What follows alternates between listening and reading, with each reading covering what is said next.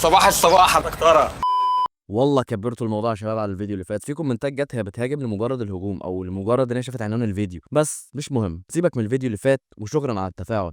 فجينا نثير الجدل النهارده ونقول هي دنيا سمير غانم ممثلة واسطة؟ دنيا من وهي طفلة في العدالة وجوه كثيرة مع يحيى الفخراني أثبتت إن الموضوع مش مجرد واسطة، دي موهبة بيور. البنت كانت طفلة عندها حضور مرعب لدرجة إنك تحس إنها مولودة في استوديو مش في مستشفى. أنا بقى مش هتكلم عن الفترة دي لدنيا سمير غانم، أنا هنط نطة حلوة لحد الثنائيات بتاعتها. هنبتدي بثنائيتها مثلا مع محمد هنيدي في أنا يا خالتي بدور نوال، أو مع أحمد حلمي في إكس لارج ولف ودوران. هنا دنيا سمير غانم ورتنا ان هي جوكر، ينفع تبقى البنت الرومانسيه الرقيقه وتنفع تبقى البنت الشقيه اللي لسانها اطول منها. او الثنائيه الاقوى بالنسبه لنا هي ثنائيتها مع احمد مكي، ودي كانت النقله التاريخيه في كاريرها. ما هو طبعا ما ينفعش نتكلم عن دنيا سمير غانم من غير ما نجيب سيره هديه. دنيا في الكبير قوي مش بس مثلت، دي اخترعت كاركتر، اللهجه الصعيدي مع الفاشون بتاع المزاريطه والاسلوب اللي يخليك تضحك من غير ما تنطق. بس للأسف ومن بعد الجزء الرابع انفصالها عن مكي كان صدمة للجمهور، وفي ناس شافت إن دي إخفاقة أو غلطة، بس في الحقيقة هي كانت عايزة تثبت إنها نجمة شباك لوحدها مش مجرد سنية البطل. هنا دنيا قررت إنها تخوض مغامرة البطولة الرمضانية لوحدها، وبدأت بمسلسلات اللي نجح منها واللي ما كانش قد كده. وهنا نبتدي بمسلسل لهفة اللي بدأ لنا ثنائية جديدة مع محمد سلام، ودي بالنسبة لي الثنائية المفضلة لقلبي. مسلسل لهفة كان ببساطة بيتكلم عن بنت في منطقة شعبية عايزة تتشهر بأيا يكن الطريقة. مسلسل بسيط، فكرته بسيطة، بس الفكرة نفسها اتقدمت بشكل كويس جدا. الحلقات كانت ماشية بنظام المنفصلة المتصلة، وكان معاه ناس كتير شايلين المسلسل زي محمد سلام زي ما قلنا، وعلي ربيع أيام ما كان لسه بيضحك، والأستاذ سمير غانم. نخش بقى على المسلسل الأشهر ليها والأفضل بالنسبة لناس كتير جدا، هو نيلي وشريهان.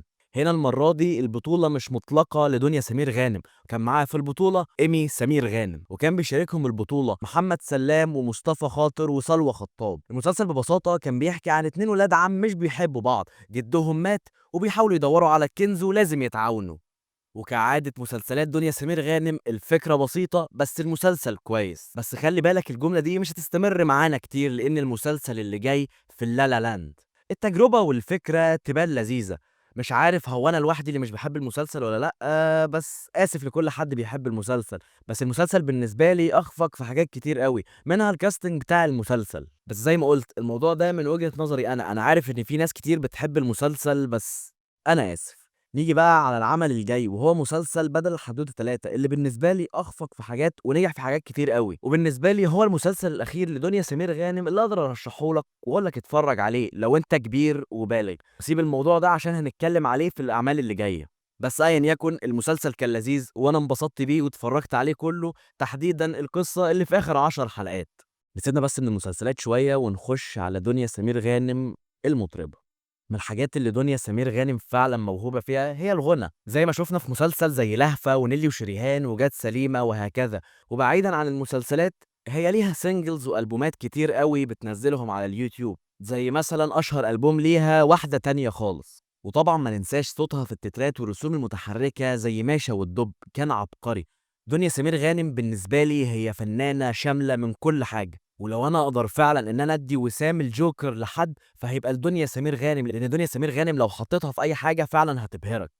نخش بقى على اعمال دنيا سمير غانم الاخيره، وهنا هكون قاسي شويه. بص يا سيدي، دنيا سمير غانم انا مش فاكر بالظبط السنه فهحطها لكم تحت دلوقتي، عملت فيلم تسليم اهالي مع هشام ماجد والاستاذه الله يرحمها دلال عبد العزيز. مش دي بالنسبه لي الاخفاقه، لان الفيلم اتفرجت عليه تقريبا اكتر من 9 مرات لحد دلوقتي، وكل مره بتفرج عليه بضحك. الفيلم بالنسبه لي فيلم ممتع جدا وضيوف الشرف كانوا فعلا لذاذ. بس هنا هنخش على الكومفورت زون اللي دنيا سمير غانم حطت نفسها فيه من بدايه مسلسل جات سليمه. طيب، دنيا سمير غانم انا مش بقول اللي بتعمله كان اخفاق او مش بقول اللي بتعمله هو شيء سيء، بس اللي بقول اللي بتعمله ما بقاش مناسب ليا، ما بقاش مناسب لشخص بالغ عنده اكتر من 15 سنة. دنيا سمير غانم اعمالها بقت اكتر موجهة للاطفال، زي مسلسل جات سليمة اللي بالمناسبة انا بشكر جدا المخرج على الكادرات التصويرية والديكور وكل شيء اتعمل في المسلسل كان فعلا كويس، بس القصة كانت موجهة للاطفال.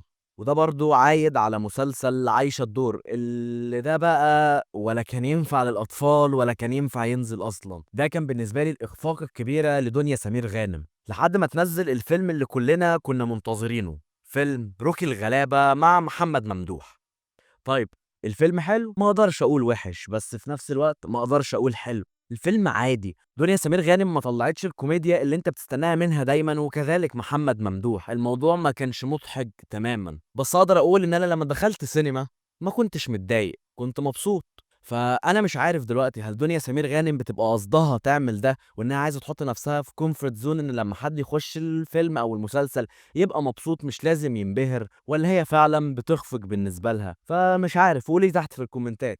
هنا بقى نخش على السؤال الأخير، هل دنيا سمير غانم ممثلة بالواسطة؟ طيب هرد على السؤال ده من ناحيتين. هل دنيا سمير غانم ممثلة بالواسطة؟ ممثلة بالواسطة. لو دنيا سمير غانم دي مش بنت سمير غانم او دلال عبد العزيز الله يرحمهم، هل كانت دنيا سمير غانم هتاخد نفس الفرص اللي خدتها وهي بنتهم؟ بالطبع لا. والكلام ده برضو عايد على مخرجين وممثلين هم ولاد اصلا ممثلين، زي المخرج مروان حامد ابن الكاتب وحيد حامد. هل نقدر ننكر موهبته؟ فلا، بس برضو ما كانش هياخد فرصة ان هو اول فيلم يخرجه لعادل امام ونور الشريف غير عشان هو ابن وحيد حامد. كذلك احمد الفيشاوي، كذلك محمد امام، وكذلك ناس كتير جدا. فالموضوع هل دنيا سمير غانم واسطة؟ واسطة. طيب هل دنيا بقى سمير غانم موهوبة وتستحق الواسطة او تستحق المكان اللي هي فيه دلوقتي؟ برضه دنيا سمير غانم فعلا هي من اكتر ولاد الفنانين موهبة. ولو بالنسبة لي هحط اتنين هم اكتر موهبة من ولاد الفنانين فهو احمد الفيشاوي وهي دنيا سمير غانم. ولو عايزين اعمل حلقة عن احمد الفيشاوي اكتبوا لي تحت في الكومنتات. فدنيا سمير غانم ممثلة كويسة، مغنية ولا أروع، واستعراضية، وده الجزء اللي احنا ما جبناش سيرته في الحلقة. فكده دنيا سمير غانم بالنسبة لي قفلت اللعبة. لو بس كانت تركز في آخر كام اختيار ليها كانت هتبقى موفقة تماما. وبس، قولي لي رأيكم في الكومنتات وفركش.